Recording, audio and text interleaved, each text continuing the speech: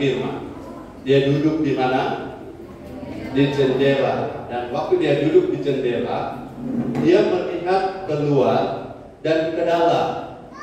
Sebabnya kami baru saja sharing dengan beberapa jemaat yang lain. Saya bilang, kita tidak bisa berdiri di dua tempat.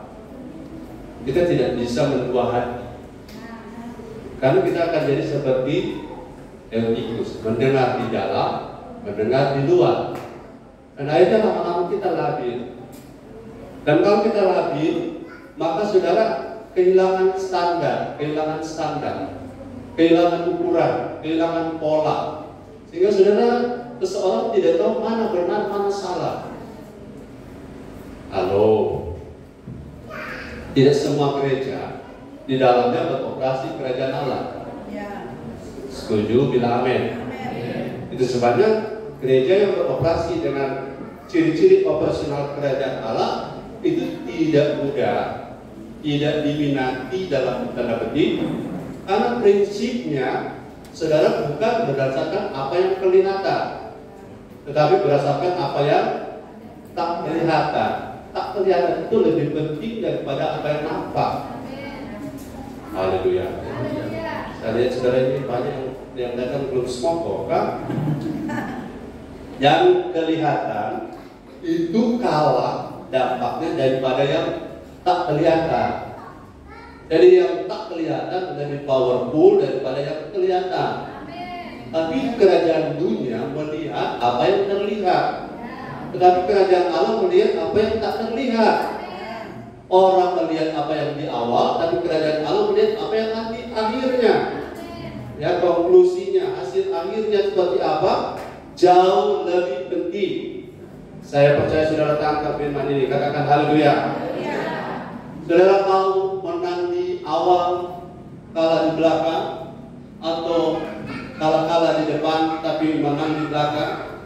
Saudara pilih menang dari awal sampai akhir, menang terus. Benar. Tetapi prinsipnya adalah saudara pegang prinsip kerajaan Allah tanpa goyah. Haleluya. 32.000 pasukan Gideon, tinggal 20.000 sampai terakhir tinggal 300. 300 dibanding 30.000 itu 1% saja, bukan? 1% bisa menggulingkan kerajaan dunia. Jadi jumlah itu baik, tetapi jumlah bukan ukuran. Sekali lagi, jumlah itu baik, tetapi jumlah bukan ukuran. Kalau sudah boleh tukar. Masih ada frekuensi lain. Saudara-saudara, mari kita berdiri, kita lihat apa yang firman Tuhan ajarkan. Matius 19 ayat 23. Kita bantuan Bapak Andrew dan Bapak Oki gantian ya. Matius 19 23 sampai 30, dia agak panjang. Saudara tahan berdiri. Haleluya. Ya, oke. Ayat 23. Ya, sebentar kita akan minta tolong dua Bapak ini akan membaca. Kita baca sama-sama 2, 3. Yesus berkata kepada murid-muridnya, terus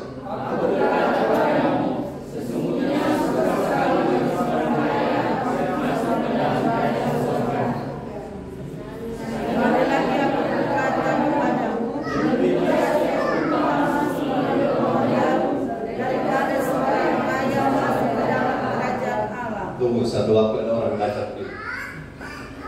Ayat 24 tadi. Sekali lagi aku berkata kepadamu, lebih mudah seekor unta masuk melalui lubang jarum daripada seekor kaya masuk ke dalam kerajaan Allah. Sama, salah lancar ya. Ayat 25, 2, 3. 2, 3. Ketika murid-murid mendengar itu, sangat gembira mereka dan berkata, jika demikian, siapakah yang dapat diselamatkan? 26. Yesus memandang mereka dan berkata, yes. Bagi manusia apa yang mungkin, tetapi bagi Allah segala sesuatu mungkin. Stop. Banyak kali ayat ini dipakai untuk bagi Allah kalian mustahil. Tor udah berdua. Betul? Bagi Allah kalian mustahil. Tor pasti sukses. ayat ini konteksnya saudara, kalau saudara baca baik-baik, luar biasa saudara bisa paham hari ini. 27.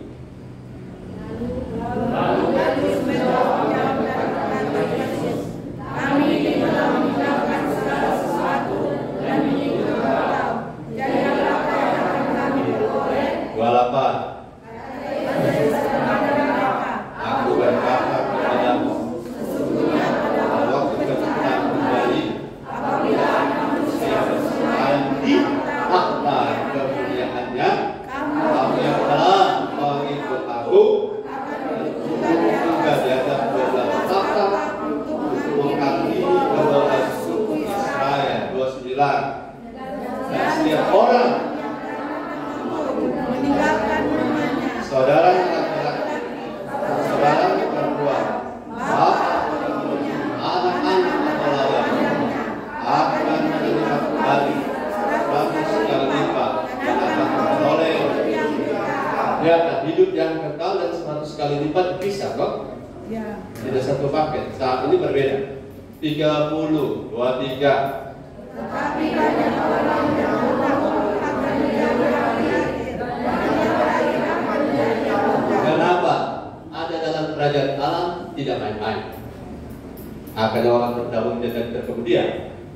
Orang terkemudian bisa jadi terdahulu karena di kerajaan Allah ceritanya serius, bukan main-main. Ya, Kita gereja bukan fans. ya, Haleluya. ya. Kita adalah orang-orang yang betul-betul mengikut Yesus, bukan penggemar Yesus. Haleluya. Jika 1, 2, 3. Habis? Oh, memang cuma sampai 30. Silakan duduk. Katakan haleluya. Kita masih suka bertambah soalnya supaya. Perhatikan baik Bapak Ibu Saudara bahwa saya ingin saudara sadari satu hal. Coba ada 3 orang berdiri di sini, 3 orang anak muda. Anak muda yang masih berasa anak muda. Kalau anak muda tidak ada, saya undang 3 bapak. Haleluya. Oh, 1 kali, 3 bapak. Bapak Andri, Bapak Aldian, Bapak Oki. Mari maju ke depan. Saudara ingin memahami, saya ingin saudara pahami dan sama-sama kita pahami bahwa kerajaan Allah itu ada dimensinya. Ya, dimensi di mana saudara mau jadi pemenang di mana? Silakan. Oke. Kasih kode kalau naik terjadi ya. Saudara sudah berapa kali dengan firman tentang kita lebih dari pemenang. Nah begini saudara-saudara, sama sedikit. Nah, yang saya bagi fase waktu hidup kita. Yang pertama adalah apa hari ini fase hidup selama di bumi. Kedua, Bapak Aldian, fase hidup di kerajaan 1000 tahun damai. Dan Bapak Oki, fase hidup nanti di sorga yang sejati. Haleluya. Tapi maksud saya bukan Bapak Oki yang masuk sorga. Ini 1000 tahun dan ini cuma di bumi dan cuma perwakilan pembagian waktu. Jadi dimensi kita berkemenangan. Pulanglah kepada Bapak dan Ibu dengan haleluya. Dimensi daripada waktu berkemenangan. Ingat kerajaan Allah itu menyangkut 3 dimensi ini. Kerajaan Allah di bumi sekarang sedang hidup di satu bumi yang sama tapi di 2 dimensi yang berbeda. Kita ada di kerajaan Allah. Kemudian pada hari Tuhan datang kita akan menjadi raja dan imam di kerajaan 1000 tahun damai. Saudara lupa masanya 1000 tahun. Tidak ada yang hidup 100 tahun kan? Rata-rata 1000 tahun. Halo Pak John, orang mau memerintah di sana, amin. Biar orang dibentuk di bumi, tapi orang akan kerajaan 1000 tahun damai.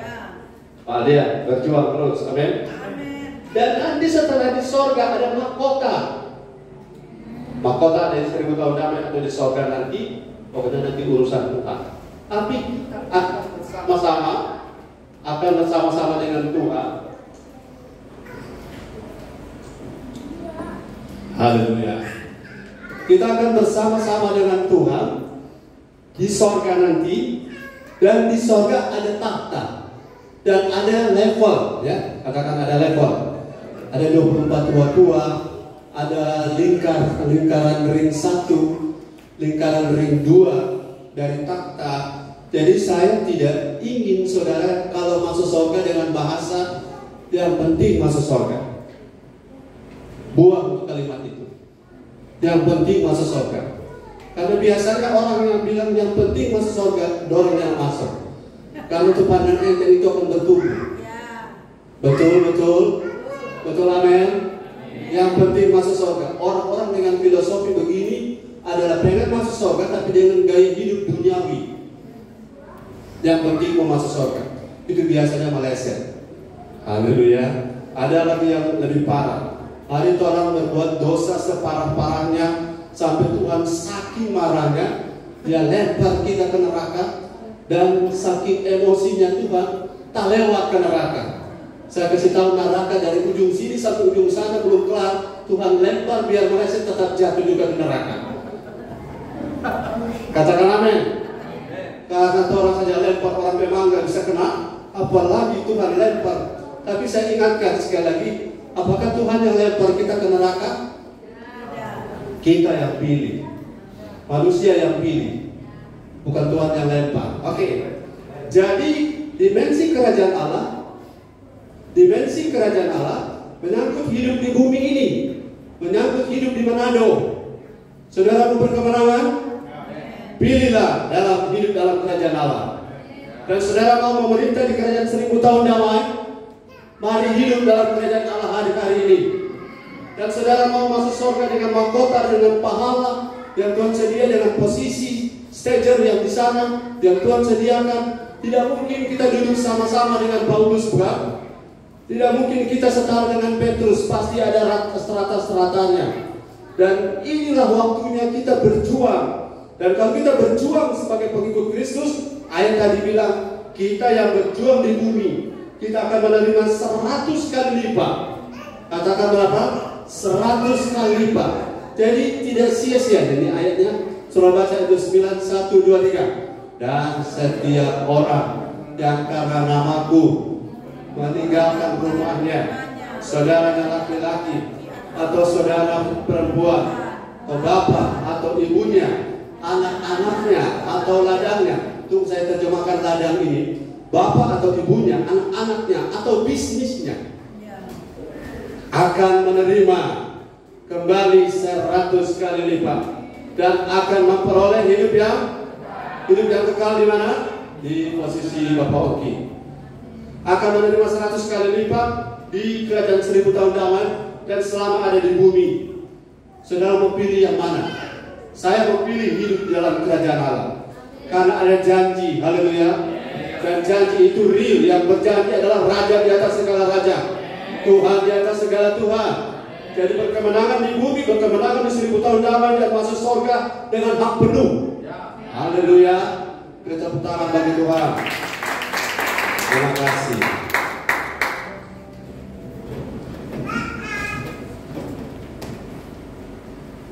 Satu poin pertama, saudara, yang saya renung-renungkan hari ini, apakah Tuhan adil atau Tuhan tidak adil? Tuhan selalu adil.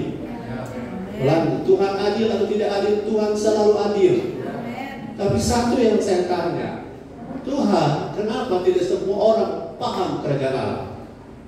Kenapa? Kenapa tidak semua orang paham? Bahkan sudah dengar berkali-kali.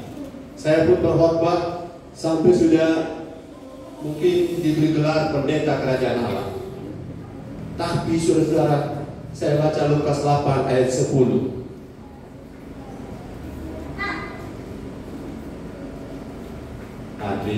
Lukas 8:10. Firman Tuhan, Lukas 8 ayat ke-10. Lalu ia menjawab, kepadamu diberikan karunia untuk mengetahui rahasia. Kepadamu diberi karunia untuk apa? Mengetahui rahasia kerajaan Allah. Tetapi Tetapi kepada orang-orang lain hal itu diberitakan dalam perumpamaan, Ya, supaya sekalipun memandang mereka tidak melihat dan sekalipun memandang,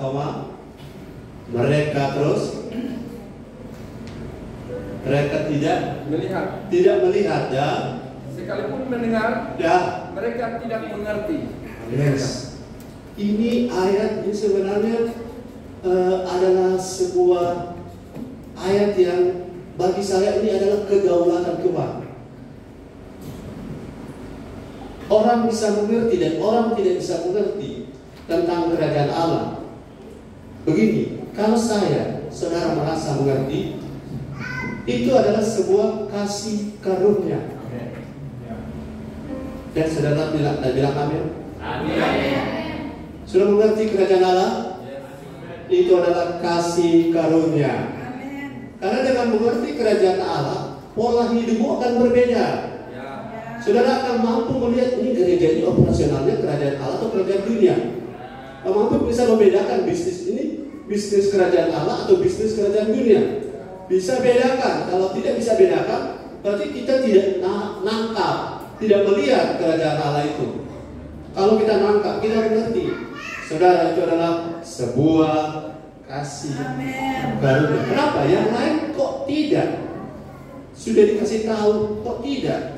Bukan cuma tidak, menolak. Ataupun diberitahu tidak benar. Tapi kalau saya bisa tangkap, bisa mengerti, jangan sombong. Ini adalah sebuah kasih karunia. Thank you Lord.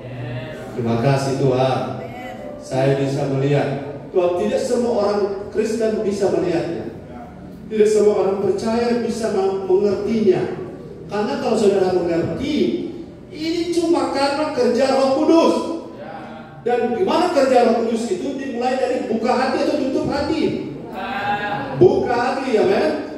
Buka hati supaya mengerti. Karena tidak ada orang bisa mengerti tanpa Roh Kudus buat mengerti. Bagaimana mengerti? Roh Kudus kasih mengerti. Bagaimana bisa? Roh Kudus punya bagian itu. Jadi kita surrender, berserah. Kalau sampai hari ini ada seseorang tidak mengerti, mari lihat dari satu sudut di mana saya bersyukur saya bisa mengerti. Kalau ternyata hal kerajaan Allah, rahasia kerajaan Allah, tidak semua orang mau mengerti, atau tidak semua orang mau buka hati, tidak semua orang berusaha mencari. Masih ingat ayat yang sangat terkenal, Matius 6 ayat 3. Kalau kita tidak mengerti, kita tidak paham rahasianya, bagaimana kita bisa mencarinya? Halo?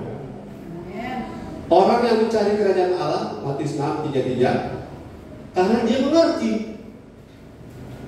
Halo? Katakan haleluya. Matius 6 ayat 33. Baca sama-sama semuanya. 1, 2, 3.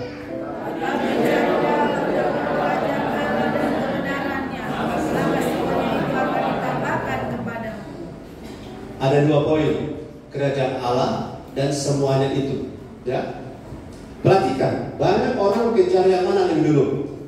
Semuanya itu. Kenapa mereka kejar semuanya itu? Karena mata tidak bisa melihat kerajaan Allah. Bisa jelas? Ulang, bisa jelas? Saudara tidak bisa cari yang saudara tidak tahu. Saudara tidak bisa cari yang saudara tidak mengerti. Saudara mau belajar sesuatu yang saudara tidak bisa, saudara tidak pernah tahu itu ada, maka akan ada kesulitan. Sekarang kesadaran akan adanya kerajaan Allah itu penting. Sekali lagi, kesadaran tentang adanya kerajaan Allah itu penting. Diulang lagi, di bumi yang sama tetapi kita hidup di dimensi yang berbeda. Dimensi apa? Dimensi kerajaan Allah. Ciri-ciri orang dimensi kerajaan Allah, saudara deteksi pikiranmu sendiri. Ciri-ciri orang hidup dalam kerajaan Allah, kalau kita pikirnya khawatir terus, takut terus, cemas terus, ragu-ragu, curiga terus, itu dimensinya bukan dimensi kerajaan Allah. Khawatir, cemas, karena siapa raja kita? Raja di atas segala raja. Siapa Tuhan kita? Tuhan di atas segala Tuhan. Siapa Tuhan kita? Sumber segala kebutuhan kita. Siapa Tuhan kita? Penyembuh yang ajaib, segala sakit disembuhkan. Siapa Tuhan kita? Dia adalah lebih dari pemenang. Dia adalah pembela kita. Kalau kita takut, kita cemas, kita khawatir, kita ada di mana? Kita ada di luar kerajaan, dari kerajaan Allah. Jadi saya tangkap ini, aduh, ternyata khawatir itu berdosa. Nih, masih manusia kan orang Pak Gembala? Enggak, khawatir itu dosa. Khawatir itu saudara kembarnya adalah takut. Saudara kembar yang lain adalah ini bukan kembar siang, ini kembar rangka. Khawatir saudara kembarnya adalah tidak percaya. Khawatir saudara kembarnya adalah takut. Khawatir saudara kembarnya adalah cemas, curiga. Dan kalau saya hidup dalam khawatir setiap hari, saudara istri saya bilang, mana ini tidak berpikir, tidak takut apa-apa kan? Ya memang kalau cuma takut cuma satu Tuhan. Iblis tidak takut orang. Katakan amin. Dan takut iblis bilang amin. Karena kita hidup di mana? Di kerajaan Allah. Jadi pertama kalau seseorang tidak cari kerajaan Allah, karena dia nggak ngerti, dia nggak tahu. Ayo saya ingat satu cerita, bantu saya, harta karun, harta terpendam. Saya ada siapkan, tapi karena banyaknya ayat ini saya sudah lupa di mana dia. Coba lihat harta terpendam. Ya, Bawa Matius 13 ayat 44. Kerajaan Allah itu, kerajaan Allah itu seperti ya seumpama Matius 13 ayat 44. Kalau kerajaan surga itu seumpama harta yang terpendam di ladang, yang ditemukan orang lalu dipendamkannya lagi oleh sebab sukacitanya, pergilah ia menjual seluruh miliknya lalu membeli ladang itu. Saudara ketemu ada tumpukan peti, di dalamnya ada gelar, ada cawan, ada mahkota, semua dari emas berlian. Sudah temukan satu ladang yang orang tidak tahu. Kemudian saudara lihat, waduh, luar biasa. Tapi kan itu bukan ladang saudara, tutup lagi, sudah kubur lagi. Dan saudara pergi pulang di rumah. Kemudian di rumah saudara apa? Berpikir bagaimana supaya saya bisa dapatkan ladang itu, kan? Tapi kalau saudara setelah tahu itu tidak berusaha mendapatkannya, saya curiga saudara punya otak ini lagi error. Betul? Kalau saudara menemukan kerajaan Allah dan saudara merasa inilah yang paling berharga yang pernah saya temukan selama saya di bumi. Siapa dia? Tuhan Yesus Kristus. Kalau itu berharga, saudara akan mencari sebelum sudah mencari segala sesuatu. Pergilah ia menjual seluruh. Jadi seluruh potensi, kapasitas, kemampuan kita arahkan supaya kita mendapatkan kerajaan Allah. Itu maksudnya. Haleluya. Jadi kerajaan Allah tidak dibukakan bagi setiap orang. Tidak setiap orang. Kenapa? Sudah diberitahu tidak tangkap. Tapi orang ini setelah dia temukan, dia apa? Pergi menjual segala miliknya, segala sesuatu yang menghalangi dia untuk dia menemukan kerajaan Allah, dia jual. Yes. Segala sesuatu yang menghalangi untuk kita menemukan, mendapatkan, memiliki kerajaan Allah, dijual. Makanya tadi ayat yang kita baca di pembacaan awal, lebih mudah seekor unta masuk ke dalam lubang jarum daripada seekor kaya. Pada seorang kaya masuk ke dalam kerajaan surga. Kenapa sukar? Ayo bantu saya, kenapa sukar? Karena orang kaya disuruh jual. Halo, ini tidak arti harfiah saudara ya. Kalau saudara ikut Tuhan, kalau saudara pas datang ikut Tuhan, saudara kaya, seluruh dijual, bawa di gereja. Tidak harfiah begitu. Tapi di mana hartamu berada, di situ hati. Sekarang hartamu ada di mana? Yesus. Maka engkau akan cari Yesus. Karena di mana hartamu berada, di situ hatimu. Kita tidak bisa dustai diri kita.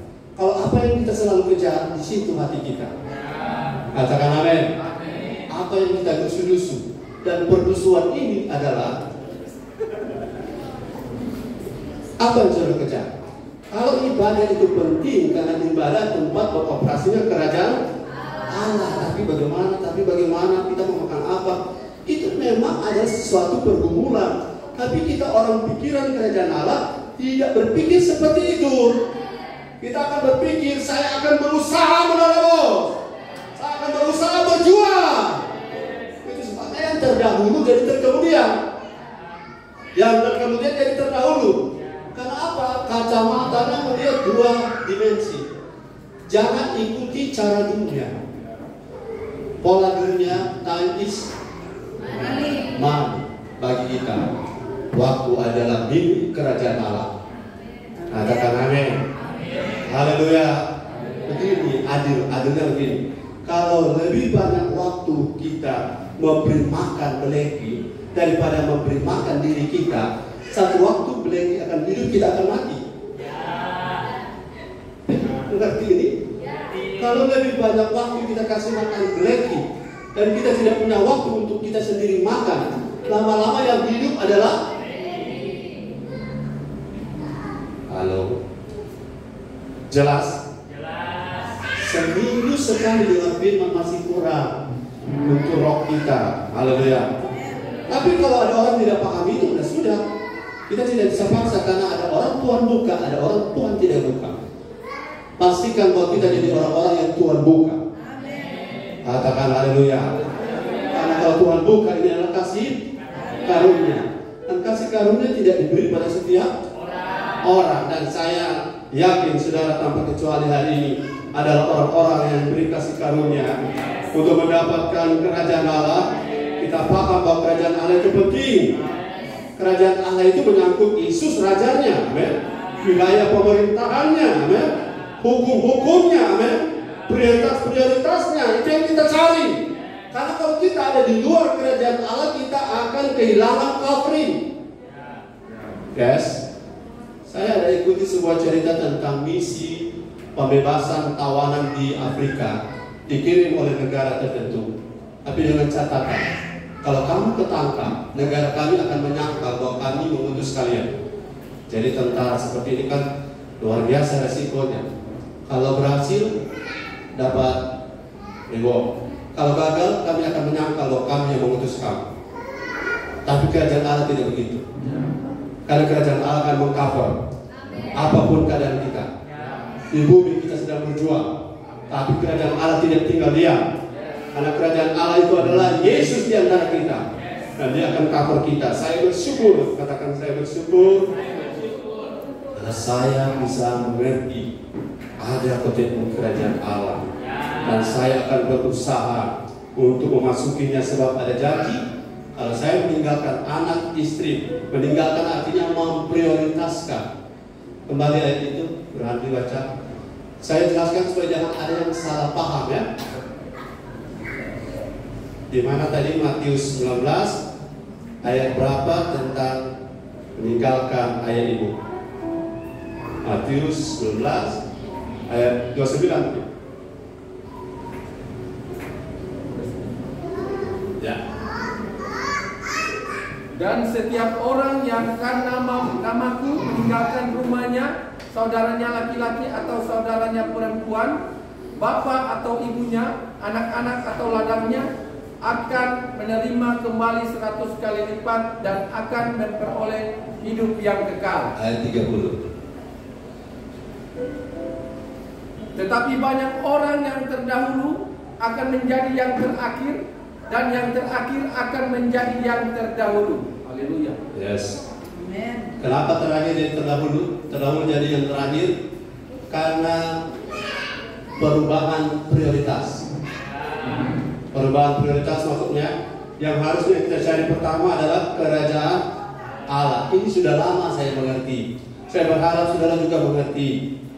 Ada waktu kita ditawarkan sesuatu, tapi sesuatu itu kalau tidak membuat kita makin hidup dalam kerajaan Allah, berarti itu bukan sesuatu yang harus saya ambil.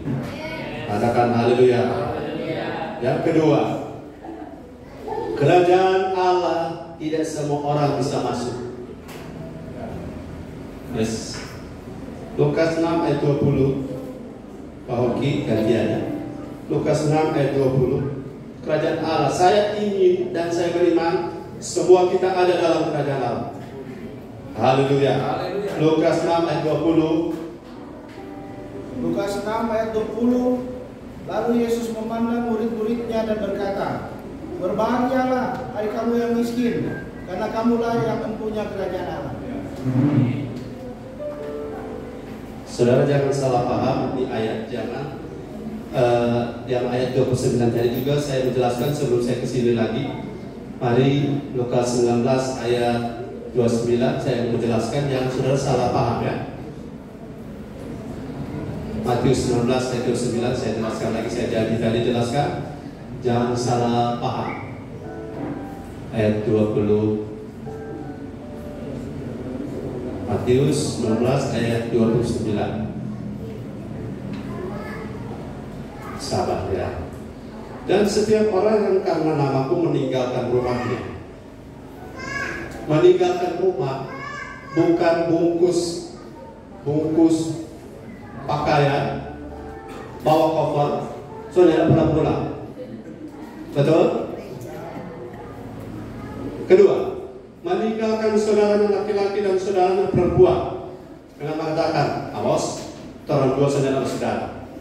Karena beramos balamu kita saudara. Tidak, jangan salah paham ya. Kemudian meninggalkan bapak atau ibunya. Jangan karena setia mencari kerajaan Allah, saudara sudah tidak rawat orang tua. Itu salah, amin. Kemudian meninggalkan anak-anaknya. Waktu anak-anak mau makan, bapak ibunya tidak ada. Kenapa? Lagi ibadah. Anak ibunya, mana bapak lagi cari Tuhan. Anaknya kelaparan sudah 1 hari, 2 hari. Jangan salah paham ya. Kita tidak ajar ekstrim begitu. Katakan amin. Kemudian meninggalkan ladangnya. Tidak ada perintah tinggalkan bisnismu cari Tuhan. Tidak ada. Tapi tempatkan bisnismu di bawah setelah Tuhan. Begitu. Anggap berarti ini soal prioritas. Kalau prioritasnya tepat, kita tidak akan kehilangan sesuatu. Nothing to lose, amin. Haleluya. Kembali ke Lukas 6:20 tadi. Tidak semua orang bisa masuk dalam kerajaan Allah. Berbahagialah, ini lagi jangan salah paham. Oh puji Tuhan, terlebih keluarga susah sekali, sedang mau makan nasi dan garam dan minyak. Dan ayat ini bilang bahwa berbahagialah yang makan nasi garam dan minyak, karena kamulah yang mempunyai kerajaan Allah. Kata miskin dalam bahasa aslinya bukan makan minyak garam dengan nasi, tapi kata miskin itu kata Yunaninya adalah, dengan baik-baik, kata Yunaninya adalah PTOKHOS. PTOKHOS. Bacanya adalah Tokos. Artinya orang yang hidupnya lapar dan haus akan hal-hal rohani. Itu yang disebut miskin. Karena kalau orang udah biar miskin di sini, yang penting kaya di sorga, pakai ayat ini salah. Miskin artinya dia punya kecenderungan. Orang kan kalau maaf ya, kalau lagi sangat susah sampai tidak mau meminta, bukan? Sangat susah, cuma mau makan hari ini, terpaksa meminta. Miskin artinya kata Inggrisnya beggar. Kalau kita sudah dalam posisi tidak bisa, kalau tidak haus dan lapar akan Tuhan, akan hal-hal rohani. Ini miskin akan hal-hal rohani, dan artinya begitu berkerinduan akan hal-hal rohani. Sama seperti orang begitu hobi bola kaki, dia tidak tidur, dia akan nonton bola kaki. Itu namanya rasa lapar dan haus akan bola kaki. Dia kenal Messi pe ukuran sepatu, dia kenal Messi pe nomor baju, dia kenal Messi pe tabiat, dia kenal Messi pe istri. Alhamdulillah. Karena apa? Dia begitu lapar dan haus akan informasi bola. Lama-lama mukanya seperti bola. Karena apa? Begitu cenderung sekali dia tertarik dengan bola. itu miskin, cenderung tertarik dengan kerajaan Allah, baru akan mempunyai kerajaan Allah. Haleluya. Haleluya. Dan apalagi orang ibadah bro, dan apalagi orang dengan firman, itu miskin di hadapan Allah. Di terjemahan lain ada tulis miskin di hadapan Allah. Dan terjemahan mana dia? Coba lihat. Terjemahan lama kan? Coba lihat terjemahan lama. Di Matius berapa? 5 ayat 7. Ini Lukas kan? Matius 5 ayat 7. Miskin hal-hal tentang Allah. Matius 5 Matius 5 ayat 3. Ayat cepat ini, operator. Ya, jelas ayat ini. Baca berarti. Matius 5 ayat yang ketiga, berbahagialah orang yang miskin di hadapan Allah, karena mereka lah yang punya kerajaan sorga. Ada terjemahan bahasa Inggrisnya? Miskin di hadapan Allah. Terjemahan lain, miskin hal-hal tentang rohani. Bahasa Inggrisnya lebih ada jelasnya ya. Silakan Oki baca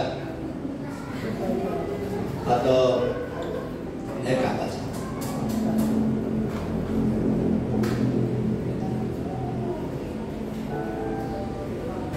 Blessed are the poor in spirit, for theirs is the kingdom of heaven. Ya, karena mereka lah pemilik kerajaan Allah. Siapa mereka? Berbahagialah, terpujilah mereka yang pure in spirit, rohnya lapar, rohnya haus. Amin. Bukan miskin dompet ini ya, bukan miskin popoci. Amin. Jadi orang miskin bisa masuk neraka, bisa. Jadi bukan soal miskin kaya, tapi soal berapa hatimu, rohmu haus lapar akan firman. Jelas ini ya. The poor in spirit, butuh sekali Tuhan. Sampai Daud bilang, jangan ambil rohmu daripadaku Tuhan. Yang lain boleh ambil. Jangan ambil rasa lapar dan haus akan Tuhan, karena orang-orang seperti ini akan menjadi pemilik dari kerajaan sorga, kerajaan Allah. Haleluya. Berarti tidak semua ya, karena ada orang-orang yang ayat ke-23 Matius 19 ayat 23 Matius 19 ayat 23 dan 24. Sudah masih bersama saya, katakan haleluya. Saya bergairah walaupun hanya 1-2 orang di depan saya, tapi mereka menangkap firman.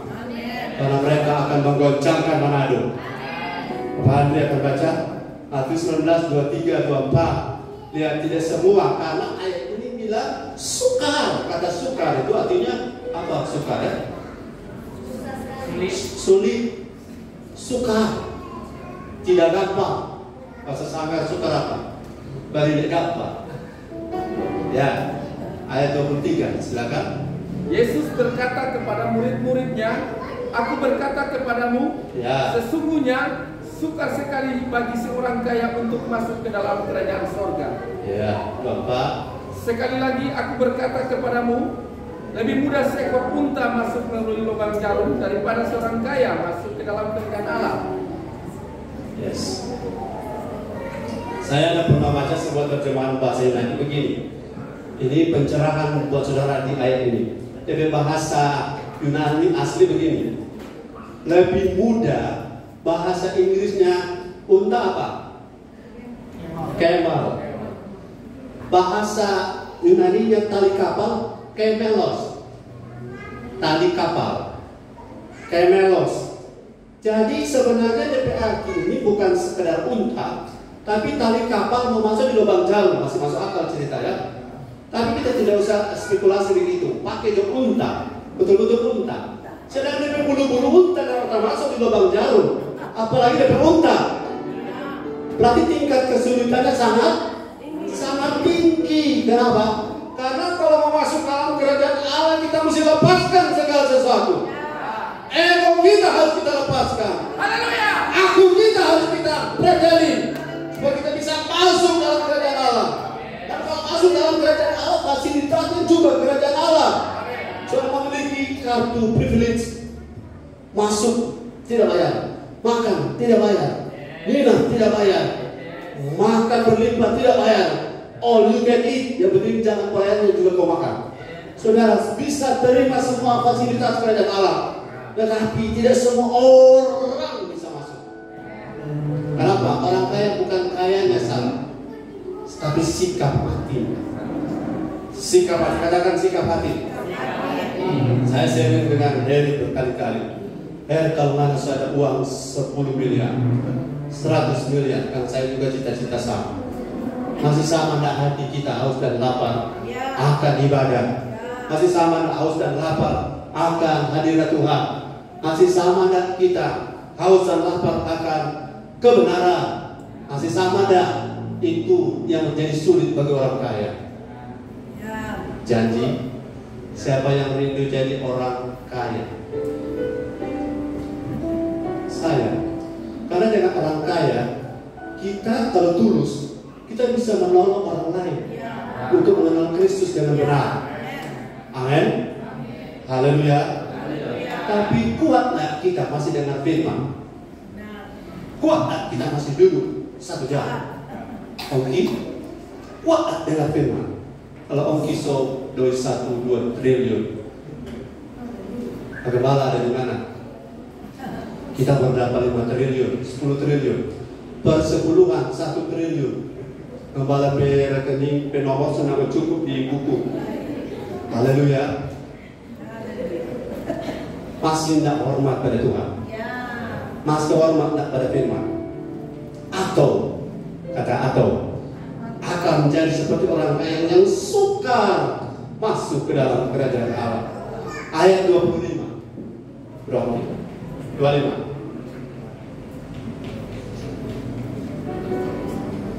Matius 19 ayat 25. Ketika murid-murid mendengar itu, sangat gemparlah mereka dan berkata, jika demikian, siapakah yang dapat diselamatkan?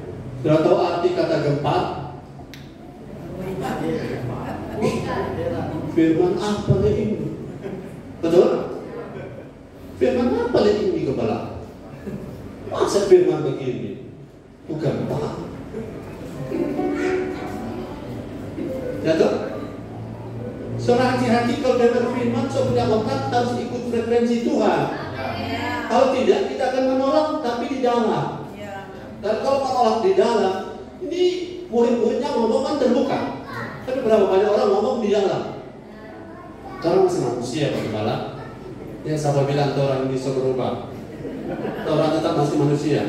Tapi orang manusia yang hidup dalam kerajaan Allah. Orang di ayat lain nanti saya jelaskan, orang original, orang adalah manusia Allah. Karena kita lahir dari Allah. Kita benih kerajaan Allah. Dan kita hidup seperti yang Tuhan mau. Kalau orang di dimensi kerajaan dunia, ini tidak akan bisa mengerti. Sudah saja mendengarkan tanah apa sahabat kita yang bawa. Haleluya. Coba kita lagu saya sudah tidak latihan.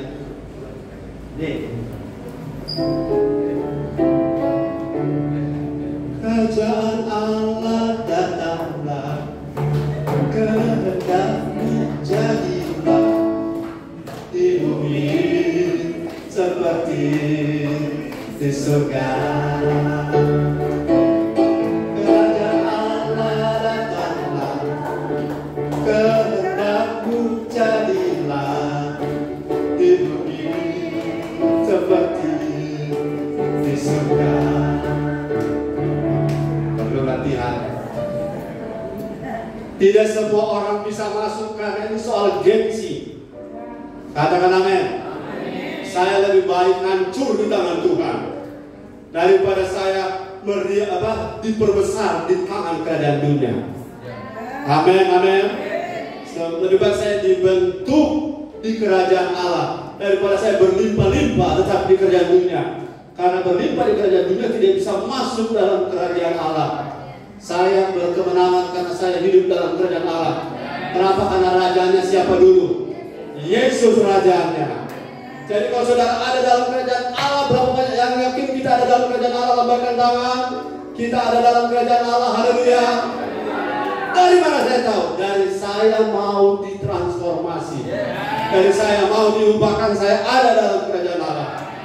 Markus 9:47. Berarti. Oh, haleluya. Haleluya.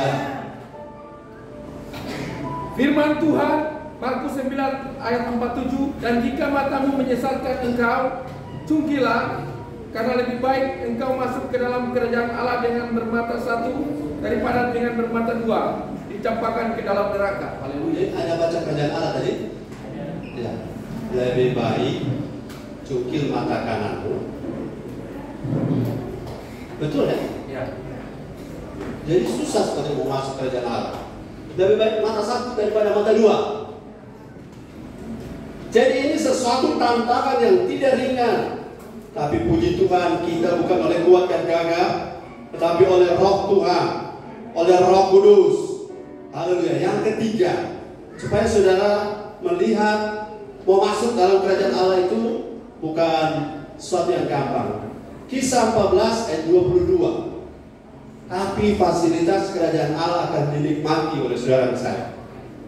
Mau dibela di tempat usaha, mau dibela dalam pelayanan, mau dibela di bisnis, pastikan kita ada dalam kerajaan Allah. Kisah 14:22.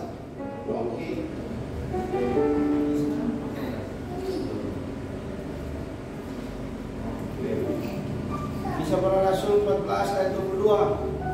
Di tempat itu mereka menguatkan hati murid-murid itu dan menasehati mereka, supaya mereka bertekun di dalam iman, dan mengatakan bahwa untuk masuk dalam kerajaan Allah kita harus mengalami banyak sengsara. Yes. Ini ayat makin lama makin ringan buat kita baca ya. Dulu berat sekali kan? Betul?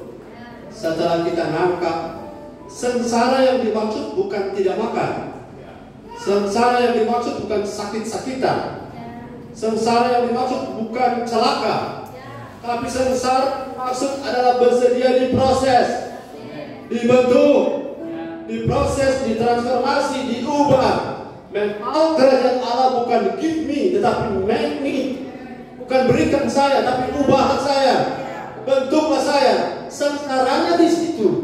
Tetapi ini sengsara yang membawa nikmat. Haleluya. Awalnya dari bentuk. Waktu saudara masuk tentara, Pak Yermi, waktu masuk polisi pertama, waktu latihan pertama, siksa atau sedang? Setelah lulus, haleluya.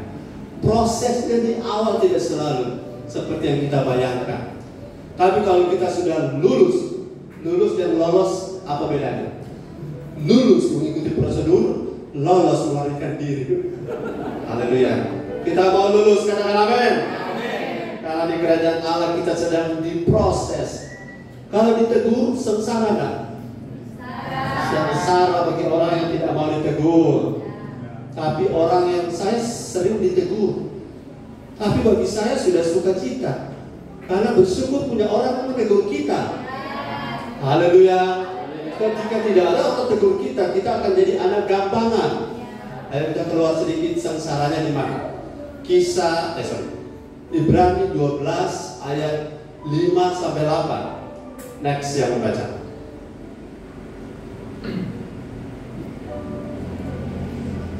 Ibrani 12 ayat 5 sampai ayat yang ke-8. Ya. Dan sudah lupakah kamu akan nasihat yang berbicara kepada kamu seperti kepada anak-anak?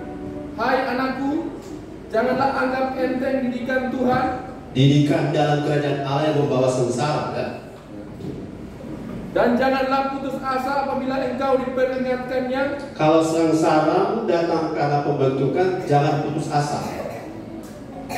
Nah, Karena Tuhan menghajar orang yang dikasihinya, dan Ia menyesah orang yang diakuinya sebagai anak. tahan. Ini Tuhan mengajar atau menghajar? Ada pakai hak kan? Ya. Kalau mengajar, memberitahu. Kalau menghajar, mendisiplinkan. Ada hukumannya. Terus, Jika itu kamu betul. Ada kata sesah, menyesah. menyesah. Kata sesah artinya Bahasa dulu sesat itu apa? Cambuk. Seperti di ujung bagaimana tuh bahasa Amsal bilang ya? Di ujung cemeti ada di ujung cemeti ada cambuk. Di ujung cemeti ada emas. Haleluya.